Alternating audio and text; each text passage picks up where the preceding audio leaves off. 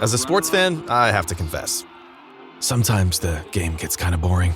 That's when I unfold my Samsung Galaxy Z Fold 7 and use multi-window viewing on its large screen. Boring game? I'm checking out my fantasy baseball league at the same time. Score still 1-0? I'm replying to emails in the other window, scoring points with the boss. Semifinals finally getting exciting? I'm buying tickets to the finals and booking my flights. Can your phone do that? The new Galaxy Z Fold 7. Get yours at Samsung.com. My cat Freddie loves to be brushed and cuddled. But stirring up his cat allergens meant sneezing and itchy eyes. Then I found Purina One Live Clear. It's cat food that reduced the major allergen and my suffering in as little as 21 days. Now, we feel closer than ever. If you have issues with cat allergens, you really need to try Purina One Live Clear. Try new Purina One Live Clear today. Purina One, a difference from day one. Lowe's knows to bring your vision to life, it's important to find the right color. That's why MyLowe's Rewards members get a free Valspar paint or exterior stain sample to test your look to confidently refresh your space. Offer valid in-store only 8/7 to 8/20. Limit 1 per customer while supplies last. Discount taken at time of purchase. See associate for details. Rewards program subject to terms and conditions. Details at lowes.com/terms. Subject to change.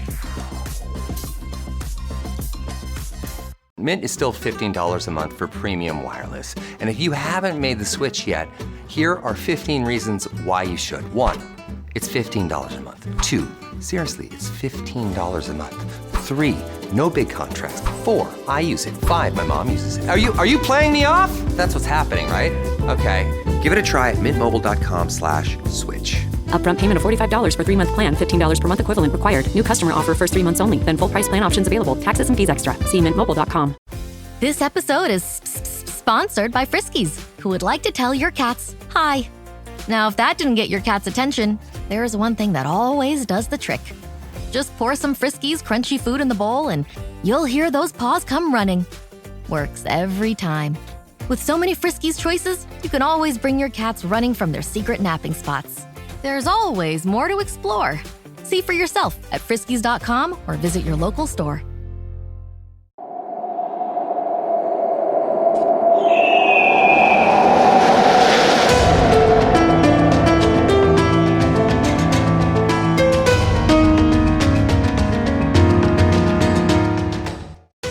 Hello and welcome to the Assassin's Creed Lorecast. We are so excited to bring you this show. Our podcast is all about unraveling all of your favorite mysteries from the Assassin's Creed games. Each episode will be talking about a different topic in the Assassin's Creed universe. From Pieces of Eden, solar flares, and the Isu, to the Hidden Ones, the Order of Ancients, and of course, the Animus, we will seek to uncover it all. So join us and maybe even take a leap of faith.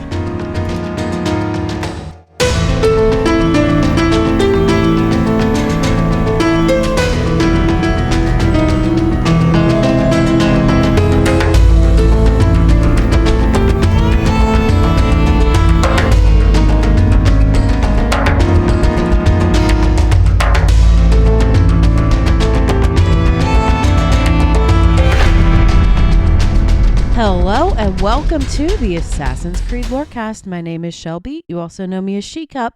And before we get started with our topic today, I am joined with my co-host. Hey, I am Austin or Teacup. That you are. So I hear we are back with another episode to break down some information about Assassin's Creed Shadows. Yes. So if you haven't heard our other episodes or haven't been keeping up, Ubisoft has been releasing various updates and articles about various systems of the Assassin's Creed Shadows and what's changed, what's the same, how things are going to work. And we've just been covering those, and we are behind. We are behind because they released one on I think it was the same day we recorded our Nobunaga episode. And you were like, you know what? I've got this plan. I'm not going to change it last minute. So anyway, we're back with this one today. Mm-hmm. So today is Parkour, which means this is the second to last one that we're going to do. We'll pick up with the environmental exploration features at our next one, which will be before the game comes out. So we're jumping into Parkour, which if you are new to Assassin's Creed, or even if you've played the RPG trilogy, has been kind of a contentious feature of the game. Yes, because it's not really in some of them. Valhalla doesn't really have parkour. It's just like climbing. Yes, it's climbing on. It's just very open. You're in the countryside of England. There's not a lot of you climb some mountains. When you go to London or York or Winchester, you do some parkour and stuff, but there's not a lot of let's climb on this and tag people and do that. In even Odyssey, not a lot of that. Origins at least has the pyramids. Yeah, you have the pyramids, and you have, Alexandria is a huge city. Mm-hmm. So this is something that has not been present in a lot of the RPG trilogies, to the extent of, especially, people talk about Unity as the best parkour system. And it does feel really good, but basically what we're talking about is climbing on, jumping from rooftops to rooftops, other kind of acrobatic tricks that Assassin's Creed is known for. So the first thing that we're coming in is controls are changing, which has happened with every iteration of Assassin's Creed. That doesn't mean I have to like it. Right. But it's more than just that. I think it's going to be intuitive. I think. Who knows what Ubisoft is doing with this? I know that there are people who have been talking about the controls of Assassin's Creed Shadows, the people who have been able to play it. I will let you all know that I have not watched any gameplay videos because I don't want to be spoiled. So I haven't kept up with that. I don't know what the people are saying. So if I say something and, Joe Schmo, YouTuber, has covered that and said, oh, it's going to be this way, just know that I don't want to know that. So don't come into the comments and tell me that. I have to tell everyone a story about Austin. Whenever The Force Awakens was coming out, which was a long time ago now, but, it was the first Star Wars movie to come out in 20 years since the prequels. I guess they had some of the animated movies, but in theaters, big theatrical release. When that movie was coming out, everybody was talking about it. They would release trailers, just the general promo that a movie would get. Austin consumed none of it. And if you don't know this about Austin, he's a big Star Wars fan. We both are. He had a Star Wars podcast. We both have Star Wars tattoos. He has a lightsaber. He's got a lot of Star Wars memorabilia. So for him to not consume any media about this movie, I thought was extremely abnormal, which, to be fair, it is. So I said, why are you not consuming any media? And he was adamant that he didn't want to be spoiled for this movie. He didn't want to know anything about it because he didn't want to have any preconceived notions of what it was going to be like. And he didn't want to have any opinions influenced by anybody, any influencer, any YouTuber, anybody, even his own opinions. He didn't want to make them prior to the movie. So this is the same person that is saying what you're hearing now. And I was the same way with Dragon Age: The Veilguard. You're the same way about Assassin's Creed Shadows. Right. You're the same way, not to the same extreme, but about pretty much any franchise that you enjoy and are a fan of, you are that way. This is a little tangent, but I'll go and explain. The reason, because I decided to do this because I broke my rule once.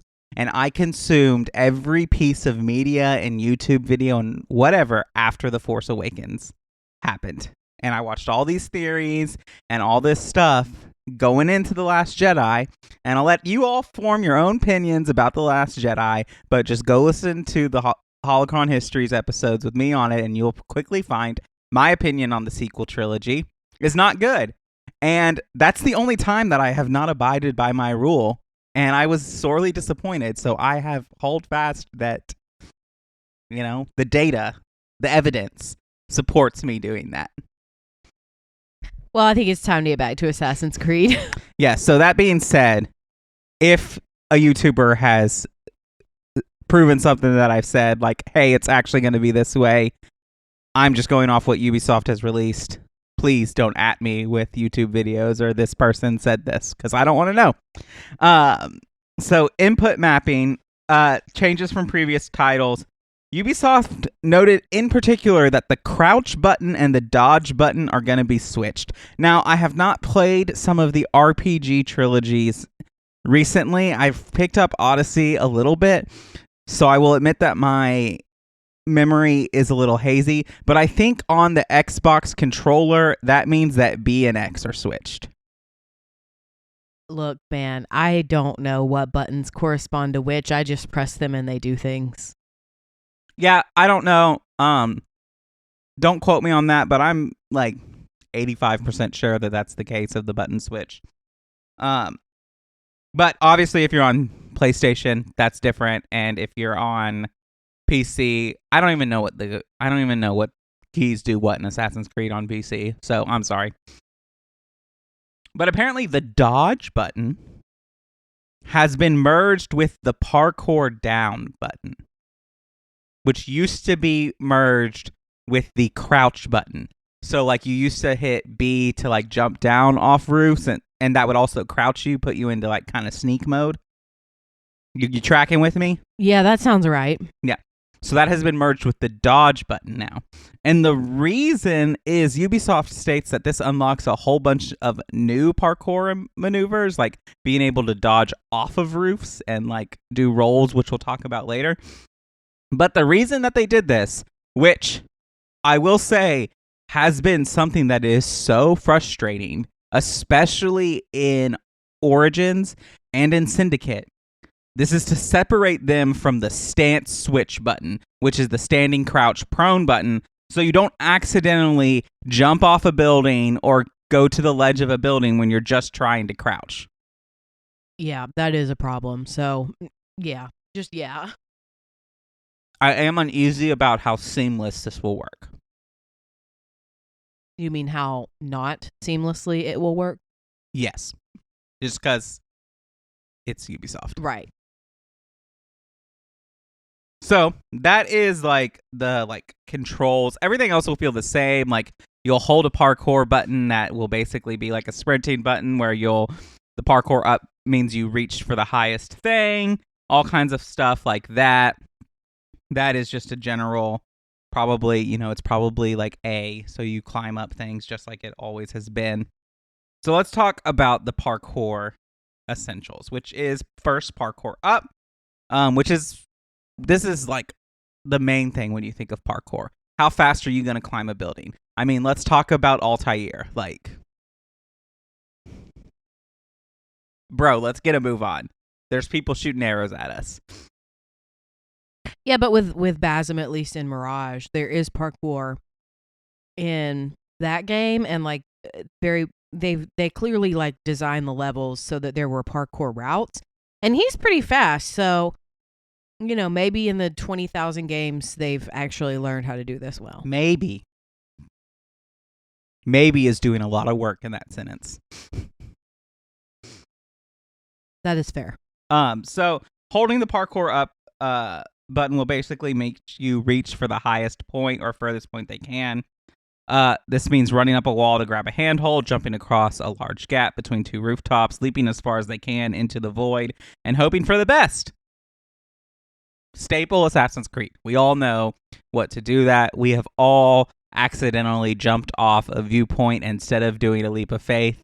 While both characters, Yasuke and Naoe, can climb, they both have the ability to climb. Naoe can do it better and more quietly and can climb more. Yasuke has difficulty climbing in his armor. I just wonder about realistically, how are they going to animate and like implement these differences between the two characters? Like, is it really going to be that noticeable for the player is my question. Yes. Are you sure about that? Mm-hmm. Have you seen game footage? I thought you weren't consuming anything. I have watched game footage of what these abilities are supposed to look like. And there are times that, Naoe will scale a building and get to something that is out of Yasuke's reach because of his armor. So recovery rolls to compensate for any high profile jumps. Now, if you are starting with Assassin's Creed from Assassin's Creed Origins and you haven't played any other game, the word high profile might be a little foreign to you, but that is the concept of when you are running and not being stealthy. That is referred to as high profile, all the way back to Assassin's Creed 1. When you're being chased. Yes. Or just when you're doing things that are easily noticeable. Yeah, when you have, when you jump from the top of a building into a crowd of people and they all go, right. Or like, for example, in Assassin's Creed 1, if you're running, you're in high profile. But if you're just walking and like meditating, you're in low profile and you're less likely to be noticed.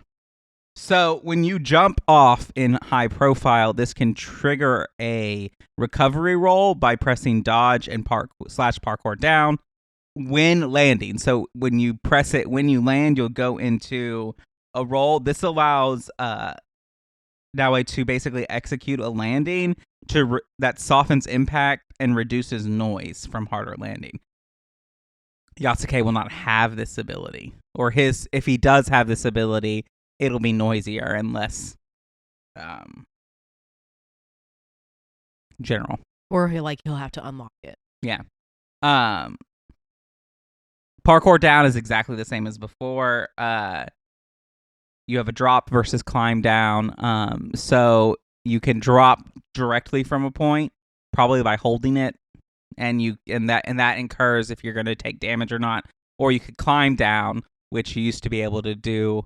I kind of got out of the habit of doing this because in Odyssey, when you level up fast enough, you can jump off like from the sky, and you're not going to take damage. You can directional dodge and move more acrobatic moves. So you can basically like directionally dodge off a rooftop in like a roll, and it'll be more acrobatic and other things like that. I'm unsure how this looks or works. So the sprint ability, which is a relatively new Assassin's Creed mechanic, because Origins, and I mean, you had the sprint, like if you held the high profile button, you would run, and that was kind of your sprint. But like the truth of like being able to sprint for short distances, that came about in Assassin's Creed Valhalla. And so Naoe is the fastest assassin to date, according to Ubisoft. So the sprint allows her to catch up with just about anybody, whereas Yasuke will need a little more like getting up to get to a cruise speed. Sprint opens different possibilities for both characters. Unique to Naoe is the ability to perform a sprint dodge, which is basically to dodge while sprinting.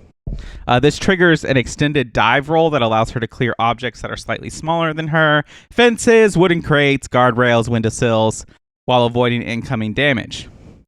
There is also the automated passover, which while sprinting, Naoe gains the ability to perform automatic passovers, quick acrobatic moves, allowing her to pass over the same small objects listed above without any use of inputs. Note that automatic passover, while very stylish, does not offer the same protection as Naoe's sprint dodge, which makes sense. So the automatic passover is a very Assassin's Creed staple. This is like when you're running and you jump over the boxes or you jump over the fence, whereas the sprint dodge will be a more activated thing that you don't have to wait for automation, but you don't get the same damage protection if you do the automated one versus the active one. Has it always been called an automated passover? I don't think I've ever heard that term before. I don't know. I don't think it's been in-game called that. But with that, I think we're ready for our mid-break. And so we can go to that and then talk about a little bit more. All right, let's do it. USAA knows dynamic duos can save the day, like superheroes and sidekicks, or auto and home insurance. With USAA, you can bundle your auto and home and save up to 10%.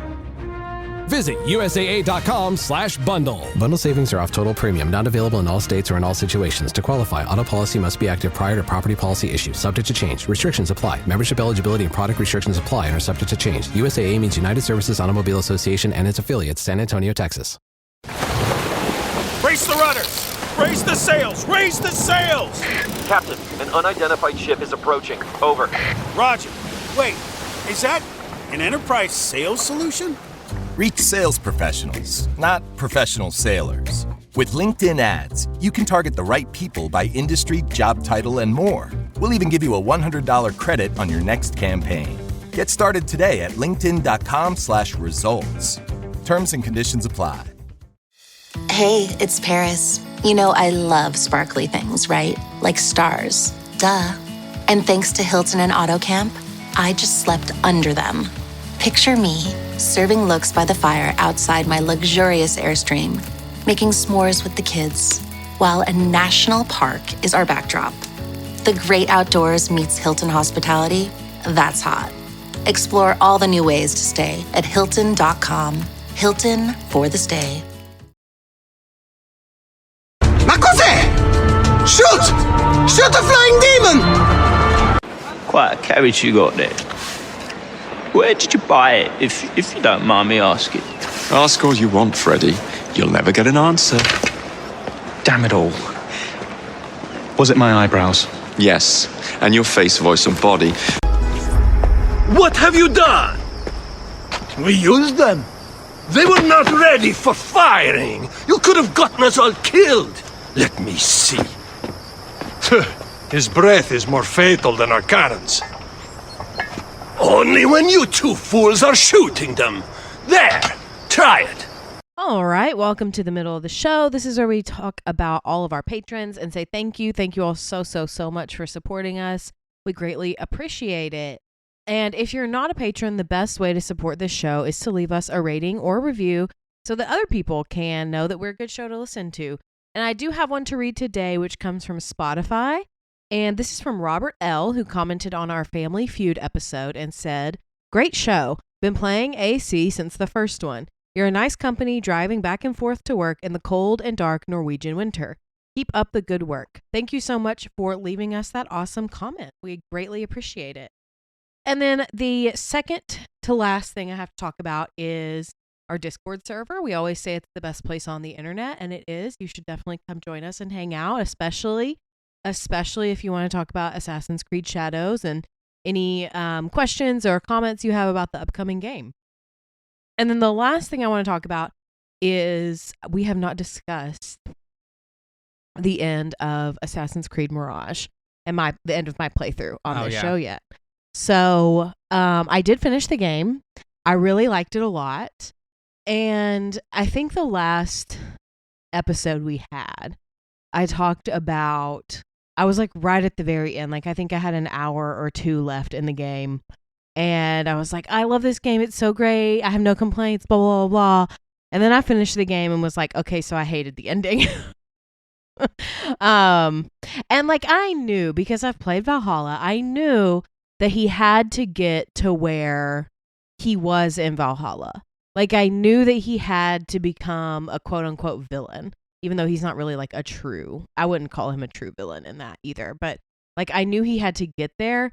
And yet through the entire game, I completely forgot that he had to become a villain. And I was like, oh, he's just an assassin. Like he's good. That's not going to happen.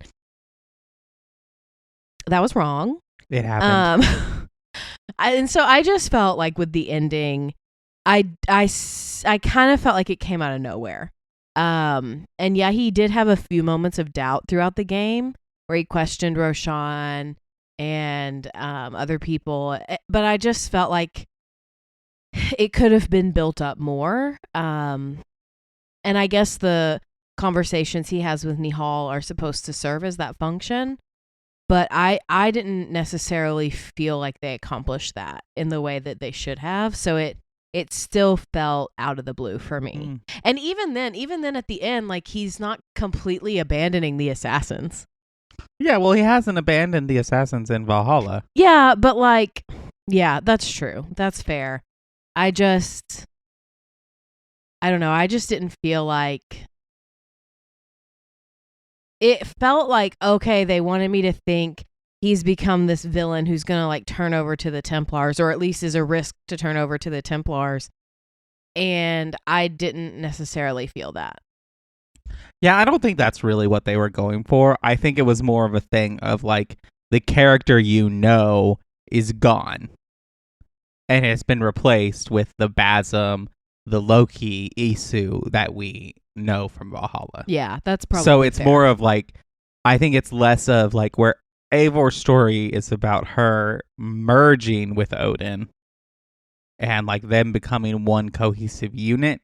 Basm's story kind of foils that of that is Loki replacing Basm. Yeah, they very much like war for dominance in the game. Mm-hmm. I mean, and that's the whole point with the Jinn, which, to be fair, Austin did have to explain some of that to me. Because, I mean, I think that's another thing that they didn't particularly explain very well, is that Nihal and the Jinn are representing Loki battling for control over Basm. Which, of course, I gathered that about the Jinn, but I didn't necessarily think that about Nihal. I just thought that she died in the initial attack when they first encountered the Piece of Eden, and that he's been imagining her this whole time. Yeah. It's not super clear. I just took it that way. At least I thought that's what they meant. Yeah, and I think they really kind of like want to solidify like that Basm is no longer there, and it's all Loki from the moment that like the scar on Basm's face is from Enkidu. Like that is because Enkidu doesn't recognize him. That's probably fair. That made me so sad. I hated that. You wanted your little bird. Well, it's not that I wanted the bird. I just was sad for the bird because like. And Basm, because it just was a sad moment, I thought. Mm-hmm. But overall, I still really enjoyed the game. I definitely feel like the team that created Mirage, you know, they said, we want to create a game that harkens back to the original Assassin's Creed. We want to create a game that honors some of the things from the original games, and I mean I completely feel like they did that and succeeded at it and was phenomenal. Yeah, I definitely agree with that. It was a pretty good game. I think Shadows will be, from everything that I've seen, will follow kind of in that trend. Ironically, things we haven't seen in the trailers are Pieces of Eden. Yeah. True. I mean, we'll see. I mean, there's some Pieces of Eden in Mirage, but like it's not a huge focus of the game either. Correct. So overall, I enjoyed Mirage a lot, loved it, and like I would probably give it a 4 out of 5 stars, and only taking off a star because of the ending. Mm-hmm. So with that, I think we can get back into the show.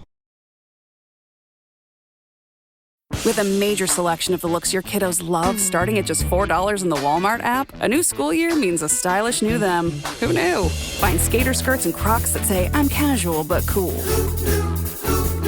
Sparkly sneakers that say, it's my classroom, you're just learning in it.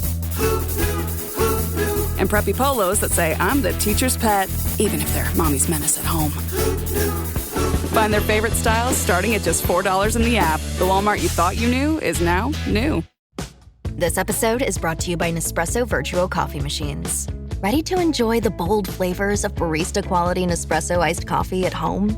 Simply fill a glass with ice and press the brew button on your Virtuo Pop machine to enjoy rich double espressos roasted to stand up even when chilled. Refreshingly bold iced coffee. Refreshingly easy to make at home. Visit Nespresso.com to shop now. It's the Smucker's Uncrustables podcast with your host, Uncrustables. Okay, today's guest is rough around the edges. Please welcome Crust. Thanks for having me. Today's topic, he's round with soft, pillowy bread. Hey. Filled with delicious PB&J. Are you talking about yourself? And you can take him anywhere. Why'd you invite? And we are out of time. Are you really cutting me off? Uncrustables are the best part of the sandwich. Sorry, Crust.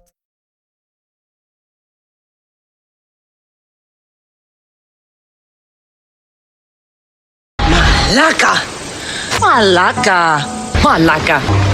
But that madman, the self-proclaimed Bishop of the Ruins, is our biggest critic. He calls our playing the devil's bagpipes.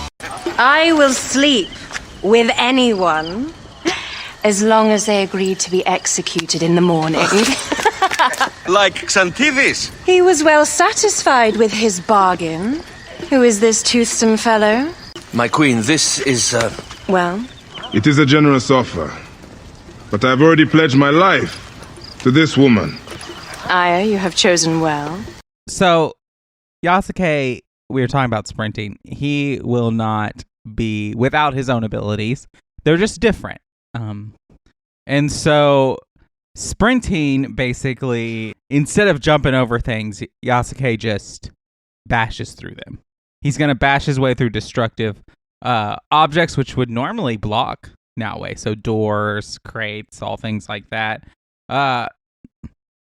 You can also do automated passovers with Yasuke, but he'll do it less elegantly than Naoe, which I guess is just an animation thing. Also with stances, both characters can change stances while in full sprint. Switching to a crouch stance will cause the character to perform a knee slide and settle into crouch navigation, while switching to prone stance in a full sprint will cause both characters to dive to the ground in a prone position, coming to a full stop. Which makes sense. To like knee slide into a patch of grass or bush has been a staple of Assassin's Creed for a long time. Returning for the first time since Assassin's Creed Syndicate is the grappling hook. I am so excited about this. I loved the grappling hook. It's also in Revelation. Well, the zip lines are. You have the hook blade that will, but it's not the same as like a grappling hook. Okay, whatever. Anyway, I'm excited about this. So this is unique to Naoe, so Yasuke will not have it. Basically used to climb and jump long distances. There are two modes that you can use. You can use a direct vertical ascent or a hook swing.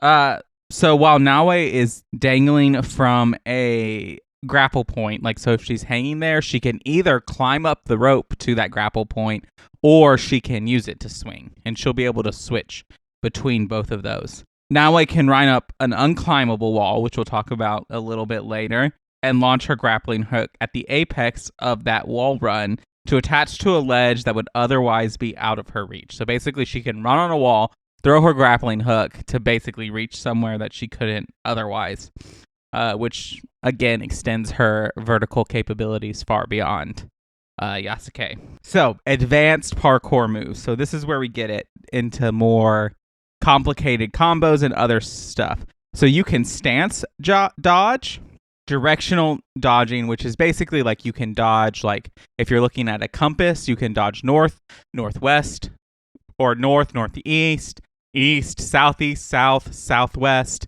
west, northwest, like all 8 points of the directional pad you can dodge.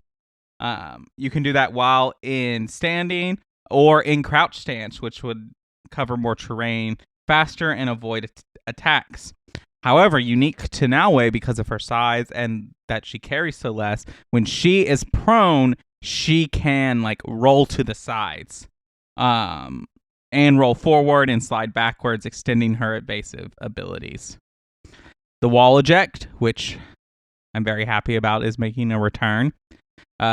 Basically run up fairly high walls, and she can perform a wall eject by tapping the parkour up button at the apex of the wall run. This wall eject can also be performed when climbing while both her hands and feet are touching the surface. So this was introduced first in Assassin's Creed 2, where Ezio could jump behind him or to the side and catch things. Basically, he pushes off the wall. A backward dodge, while standing near the edge of a structure with the character's back towards the edge, tapping the parkour down button without directional input, so that means you have to be standing still, will cause the character to perform a backward dodge, which could take Naoe right to or over the edge of a structure. When that happens, Naoe will effortlessly roll over the edge and land on the ground with a muffled landing, both when crouching and standing up.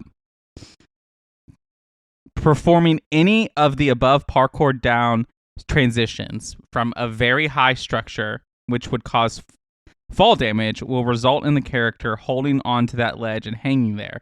Additional input will be needed to drop back down or climb back up. This is normal in Assassin's Creed. It's like you're hanging at the edge and you try to like jump down and it's like, oh, hold B to drop, which is basically the game telling you like you're going to fall and you're going to hurt yourself if you do this.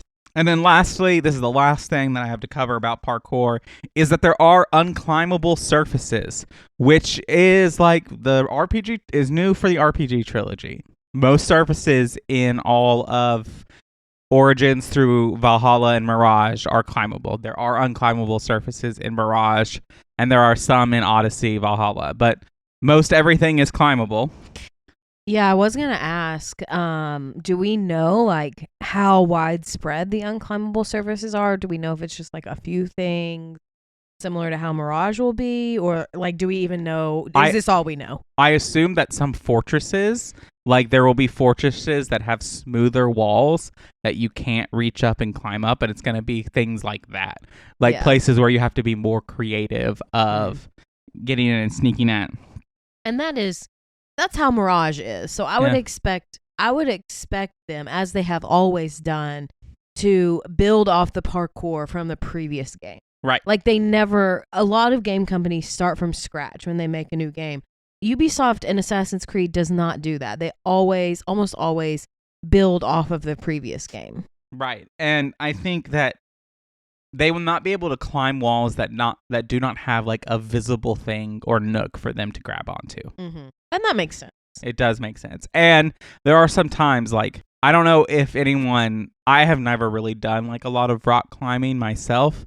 But I know that like there has to be a good amount for your fingers to grip on for you to be able to have a strong enough grip to pull yourself up. Like there is not a lot of finger strength between like your first knuckle, like near your finger, and there. So like if you've only got that much space, which is about an inch on most fingers, it's not enough. Not much, yeah. It's not enough to pull yourself up. You almost need to be able to get your whole hand in there to get enough grip to utilize the rest of your muscles to pull yourself up. But that's any overarching thoughts. I think this sounds like it's pretty standard they're changing a few things. Explaining, I think this overview is more to explain how parkour will be different between the two characters versus like, I don't think we're going to log into this game and be like, oh my God, the parkour is so different. Is this even Assassin's Creed? Yeah, I think it looks good. I'll be really honest. I know that parkour is a historical aspect of this game series, but I just do not care. Like, it's not why I play the game. I play the game for the story. And so, like, for me, I was never bothered by it in Origins and Odyssey and Valhalla. So, yeah, for me, I'm like, okay, that's fine. Parkour actually did bother me in the earlier games because it can be kind of difficult to see what the path is supposed to be. So I'm hoping they make it more like Mirage where it's a little bit more clear. But yeah, honestly, I mean, I think it all sounds great. I have no complaints. I think it's interesting how they have further kind of delineated Naoe and Yasuke. But for me, I'm like, this is not a make or break for me with the game. Yeah, I definitely agree with that. Neither of these are going to be make or break. Of our last two things, parkour and exploration are going to be like make or break. I will say that I'm not a fan of like no HUD exploration. Like, give me a quest marker. Yeah, I can't do that shit. No.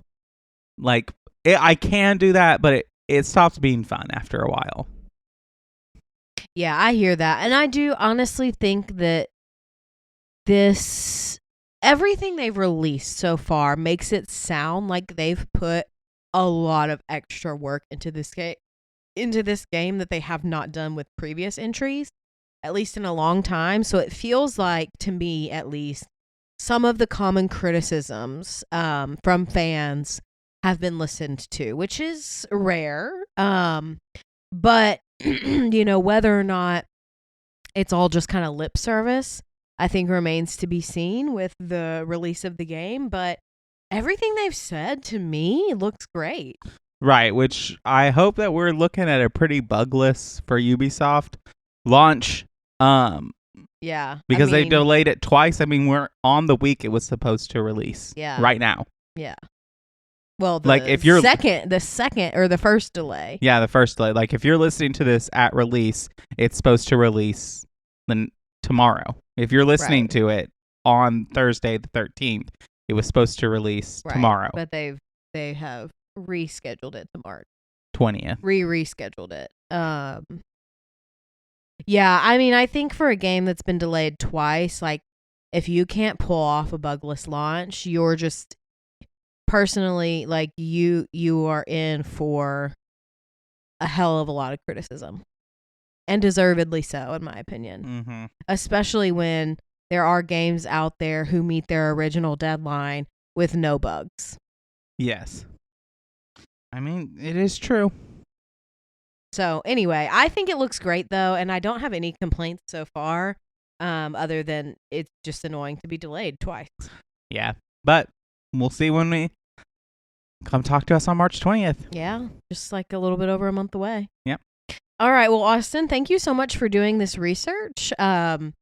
It's been a good one. I'm excited for next week's episode where we talk more about the environment, because that's one of the things I really like. But yeah, so parkour was interesting. Thanks again for doing the research, and thank you for listening to the Assassin's Creed Lorecast. We'll see you next time.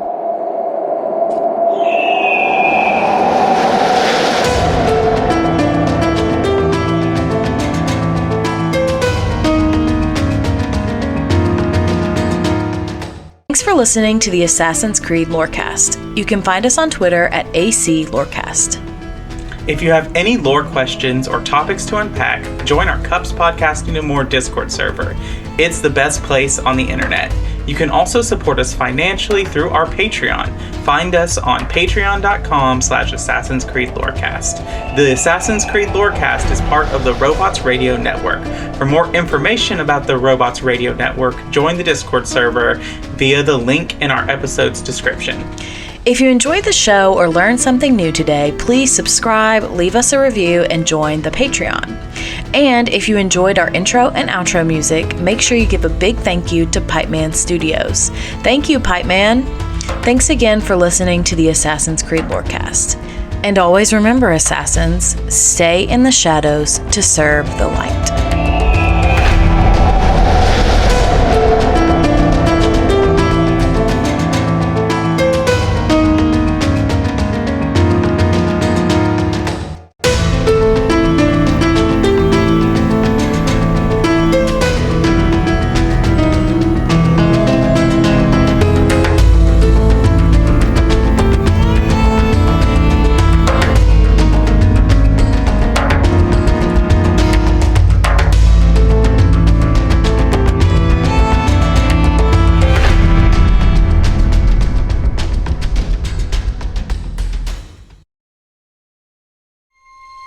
This episode is brought to you by FX's Alien Earth, the official podcast. Each week, host Adam Rogers is joined by guests, including the show's creator, cast, and crew, in this exclusive companion podcast. They will explore story elements, deep dive into character motivations, and offer an episode-by-episode behind-the-scenes breakdown of each terrifying chapter in this new series. Search FX's Alien Earth wherever you listen to podcasts.